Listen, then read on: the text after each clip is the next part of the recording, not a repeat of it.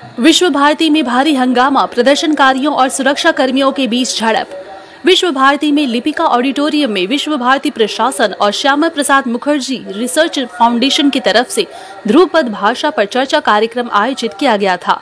इस कार्यक्रम के दौरान बाएं पक्ष के छात्र संगठनों ने जोरदार विरोध प्रदर्शन किया। प्रदर्शनकारियों और सुरक्षा कर्मियों के बीच झड़प की नौबत आ गई। इस घटना से राज्य की इकलौती केंद्रीय यूनिवर्सिटी विश्व भारती में अफरा तफरी मच गई। छात्रों का आरोप है कि विश्व भारती को आरएसएस के प्रभाव में लाने की कोशिश की जा रही है। उन्होंने साफ तौर पे कहा है कि यूनिवर्सिटी में किसी भी तरह की राजनीतिक दखल बर्दाश्त नहीं की जाएगी।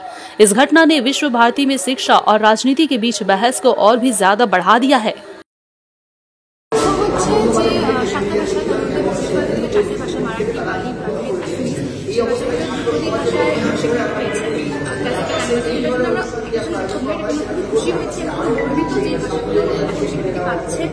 বিভিন্ন লোকে বিভিন্ন দিনের অনেক দিনের কাজের ফল সেটা হয়েছে, এটা আমরা খুবই খুশি।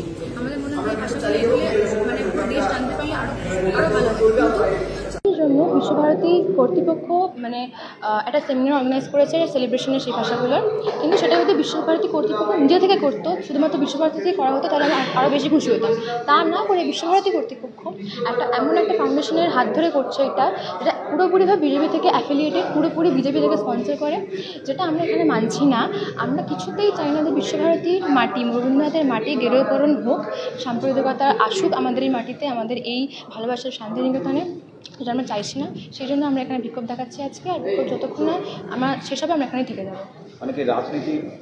একদমই রাজনীতি টানা হচ্ছে এখানে।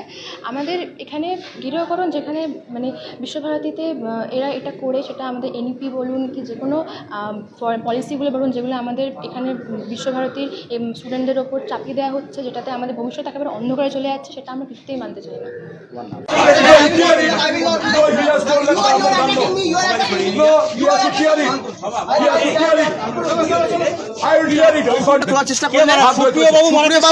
মারার চেষ্টা করেননি, 1 মিনিট আমাকে আমার হাত ধরে এখান থেকে ওঠানোর চেষ্টা করলেন, যেটা আমি কখনোই চাইনি। কেন চাইবো, কেন উনি আমার হাত ধরবেন? ওখানে যখন ধস্তাধস্তি হচ্ছিল, উনি এরকম করে আমার গলার দিকে হাত বাড়িয়েছেন। আমি তখন সেই মোমেন্টে কি করতে যাচ্ছিলেন? উনি হয়তো আমার গলা ধরার গ্র্যাব করার চেষ্টা করছিলেন। একই সময়ে দাঁড়িয়ে কিছুক্ষণ পরে আমার ফোনটা উনি আমার হাতে ধরেছিল, তখন উনি আমার হাত ধরেন, আমার ফোনটা ভেঙে গেছে।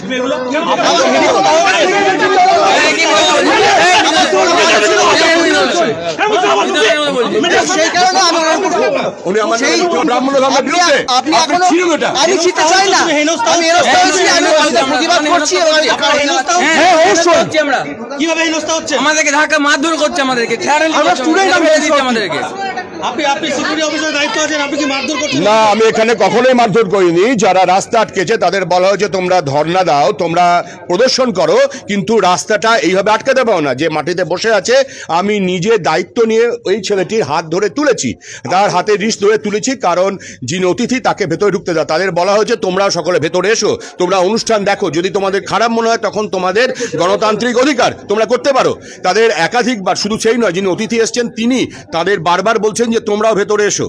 এখন ঘটনা হচ্ছে তিনি আমাকে আমাদের ছাত্র, তিনি আমাদের ওপেন ধমকি দিচ্ছেন যে আপনি ব্রাহ্মণ, সেই জন্য আপনার নাম গঙ্গোপাধ্যায়, আপনি ব্রাহ্মণ হিসেবে আমাকে ব্রাহ্মণ্যবাদ দেখাচ্ছেন। দ্বিতীয়, উনি বলছেন যে আমি ওনার গলায় ধাক্কা দিয়েছি, এটা সর্বৈব মিথ্যা। আমি ওনার হাত ধরে তুলেছি। যেটা হচ্ছে যে শ্যামা প্রসাদ মুখার্জি রিসার্চ ফাউন্ডেশন সরাসরি বিজেপির সাথে যুক্ত, তারা বিশ্বভারতীর সাথে যৌথভাবে প্রোগ্রাম করছে, এটা কিভাবে সম্ভব? আপনি তো কর্তৃপক্ষের মধ্যেই করছেন না, এই দায়িত্ব আছেন আপনি। অবশ্যই এই ব্যাপারে আমার কোনো বক্তব্য নেই। আমার বক্তব্য হচ্ছে বিশ্বভারতীর নির্দিষ্ট অথরিটি, তারা লিপিকাতে অনুষ্ঠান করার যখন কোনো অনুমতি দেন, নিশ্চয়ই তারা সে জায়গায় দেখেছেন। আমার অনুষ্ঠানে একটা যদি কোনো বাইরের অতিথি আসেন, তারা ভেতরে ঢোকেন। রাস্তা বন্ধ করার জন্য, যেমন কোনো প্রদর্শন করার জন্য যেমন তাদের অধিকার, রাস্তাটা বন্ধ করার জন্য ঠিক ততখানি অধিকার নেই।